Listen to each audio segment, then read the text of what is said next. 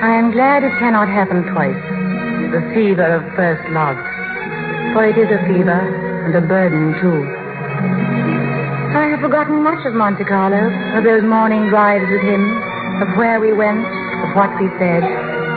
But I have not forgotten how I trembled as I sat beside him.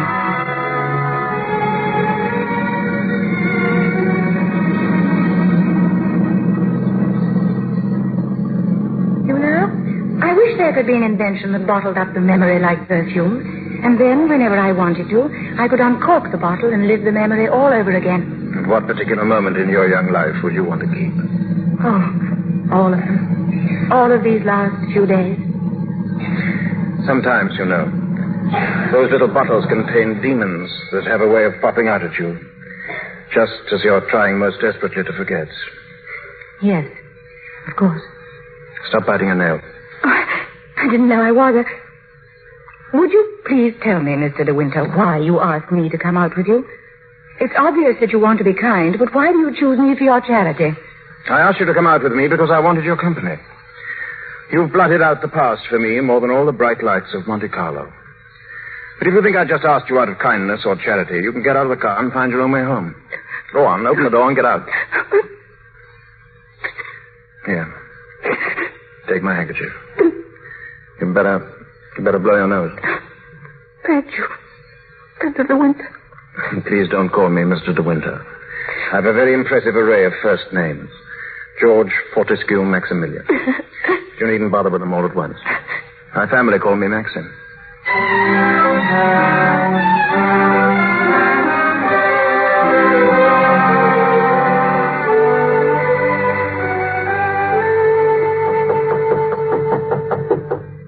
Come in.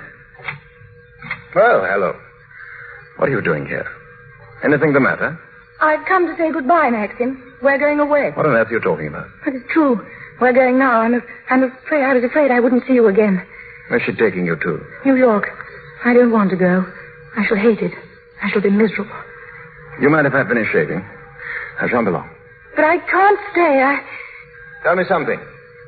Which would you prefer, New York or Mandalay? Oh, please don't joke about it.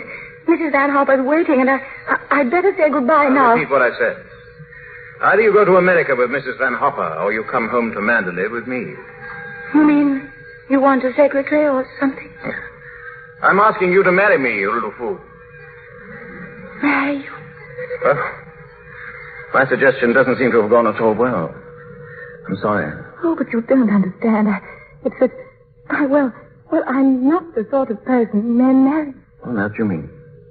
I don't belong in your sort of world, for one thing. What is my sort of world? Well, Mandalay. Oh, you know what I mean. Well, I'm the best judge of whether you belong there or not. Of course, if you don't love me, that's a different thing. Fine blow to my conceit, that's all. I do love you. I love you most dreadfully. I've been crying all morning because I thought I'd never see you again. Bless you for that. I'll remind you of this one day, and you won't believe me. It's a pity you have to grow up.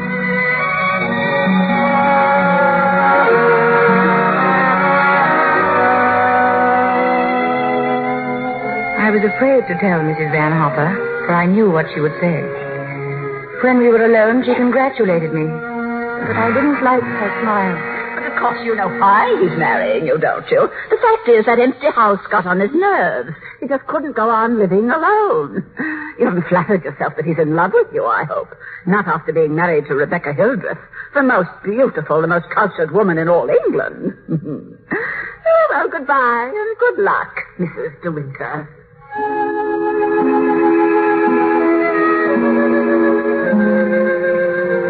We were married that evening in a little village near the sea. And in May, we came to Mandalay. We arrived early in the evening. It was raining as we drove through the high iron gates. The bride twisted and turned as a serpent. And then suddenly, there was the house. Mandalay. A thing of grace and beauty. And yet somehow, almost frightening. As we came into the great hall, I saw that it was crowded with people. The staff of the house and the estate. They stood silent and curious, gazing at me. And then someone advanced from the sea of faces. She was tall and gaunt, dressed in deep black, and her prominent cheekbones and hollow eyes gave her a sort of skulled face. This is Mrs. Danvers. You don't have to worry about the house at all, darling. Mrs. Danvers takes care of everything. Good evening, Mrs. Danvers. Good evening, madam. I have everything in readiness for you. Oh, that's very good of you. Will you go to your room now, madam, or will you have tea in the library? Why, I don't think The room first, Mrs. Danvers. Yes, sir. This way, if you please, madam.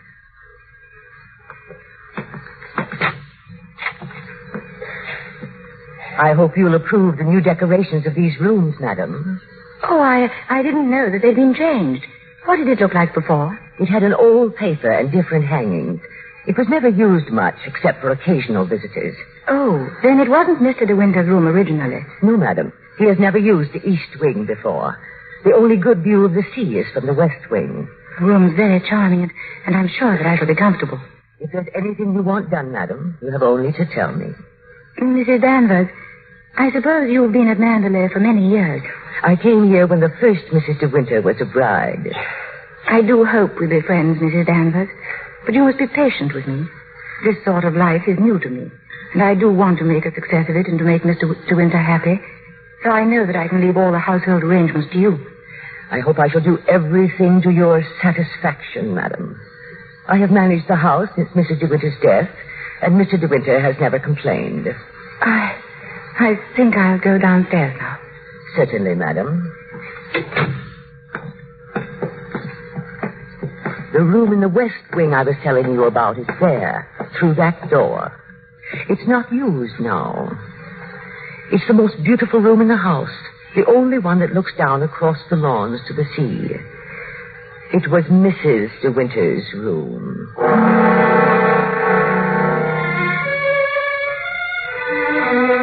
I knew even then that Mrs. Danvers despised me, standing there watching me, laughing silently at my awkwardness, telling me over and over that there had been another before me, the beautiful Rebecca Hildreth. There was everything to remind me of that. The letter R embroidered on the linens, her writing paper in the drawers of the desk, a dog who still slept outside her room. She was everywhere at Mandalay. Rebecca, who had died, and who still wandered through that house.